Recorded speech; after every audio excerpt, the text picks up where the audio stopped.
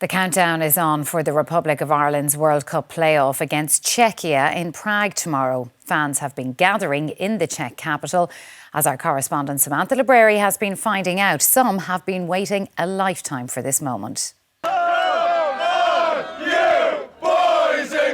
The Irish have arrived. Prague is being painted green, and while some are partying in the city of 1,000 spires, others are seeking divine inspiration. Saying a few prayers there. 12 o'clock mass there now, so we might go back in, say a few more prayers. All the talk is of tickets. Those who've acquired them often coy about how. Do you have tickets? Look, yeah, you know yourself. No, I don't. Go on, tell me. A little birdie landed on my shoulder, so for myself and my son here, so yeah. Would you be in the right end of the stand? That's the problem, that's the problem. Might want to put away that scarf later on, do you? We'll do, yeah. Have you a ticket? Yes. How did you get one? No comment. And we got the tickets, so we're lucky enough. You're chuffed, are you? Absolutely. A lot of people here without tickets. Anyone offering you any money for them? We're not selling them. Well, put a price on them, go on. Couldn't put a price on them whatsoever. Gold dust. Have you got tickets? No, unfortunately not. We'd love to, but no, we just don't. Do you care? No. No, the atmosphere is fantastic and the crack has been mighty already. So no, we really don't care that we don't have tickets. For many, this is a family affair, a new generation of fans making memories. The Irish that are travelling, that's why I travel all the time. They would make you proud to be Irish. So come on, you boys, they're great! There's a whole new generation of fans who've never experienced what I've experienced over the last few World Cups. So I'm hoping for them and for ourselves that we get that buzz again and get over to the States, because one of the games is in Atlanta and I have a son in Atlanta, so I think the planets are going to align for us, you know. Irish fans will continue to pour into Prague's old town between now and tomorrow, and you can feel the excitement and expectation everywhere. This square is likely to become an unofficial fan zone for the thousands of ticketless supporters.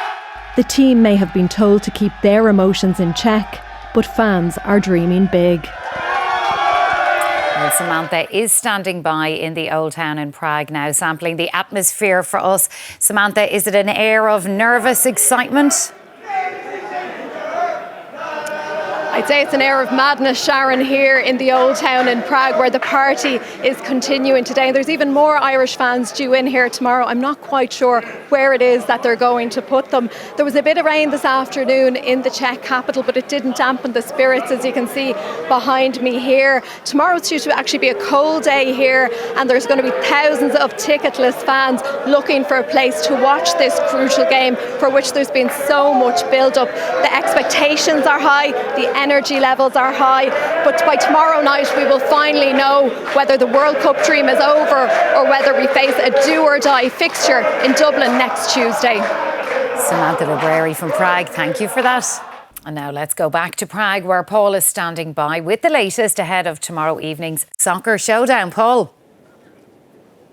Yeah, thanks, Sharon. It's hard to believe this time tomorrow night we'll be just about an hour away from kick-off, and excitement is building across the city here in Prague, particularly among the Irish fans, as you can see some gathering here behind us. Now, the squad themselves, they trained this morning at the Fortuna Stadium. The good news is they're all good on the injury front, everyone fit and healthy to play. And manager Heimir Hallgrimsson, well, he's a cool presence amongst it all, and he's urging his squad to remain calm amidst the storm.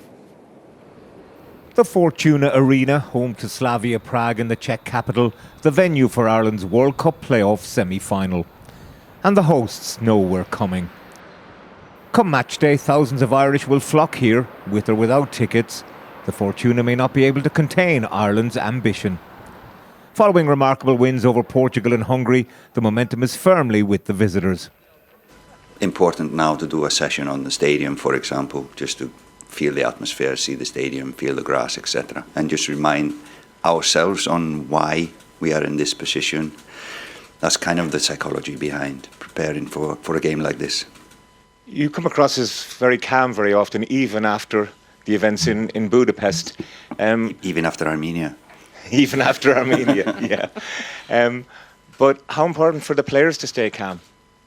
Yeah, that's the key. I think we all know by now why we got good results and good performances, and that's the key. Ireland will be fired up, and Seamus Coleman will fan the flames.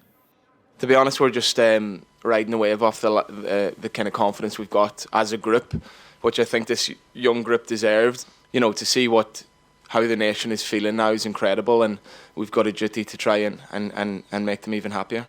Czechia's preparation less than ideal, a new coach and captain and a match-fixing scandal at home, but the record in Prague is strong. It's not good about the Czech football, but I didn't take it as a negativism, but as a positive that they will fight against it. Extra time and penalties a possibility, but Caoimhín Kelleher in goal gives Ireland a boost. Yeah, massive. He's proven himself to be one of the best penalty stopper in the game. Obviously gives us confidence. Quiet confidence before the noise. Yeah, and Tony joins me now. Tony, this is such a huge game for the Republic of Ireland, and Heimer, as we heard there, urging calm. Yeah, and he's always been calm, hasn't he? And that's to his credit, and I think that has seeped through to the consciousness of the players as well.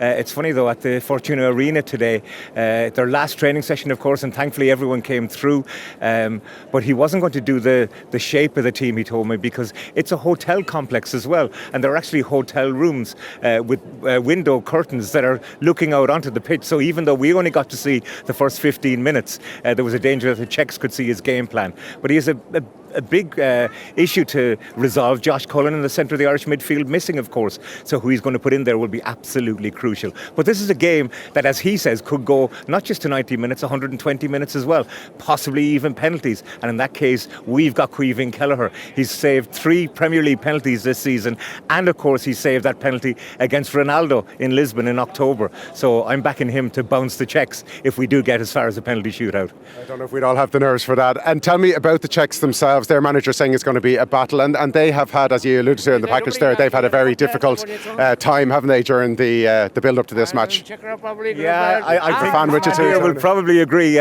They have had a difficult time. They've had quite a lot of turmoil. They've a new manager in. They sacked the last manager. Thomas Souček has been stripped of the captaincy, and the word we're hearing around here is that he won't even play tomorrow. And then, of course, they'll become embroiled in a match-fixing investigation with 47 people indicted. That's quite the scandal around here. It hasn't affected the national team, but it has affected the preparation for the game, I think. So a lot of things going against the Czechs, perhaps. Hopefully Ireland tomorrow as well. Yeah, we're all hoping, our fingers crossed from everyone here. The fans are excited, the team are ready, so it's back to Dublin now, where Joe Stack has the rest of today's sports news.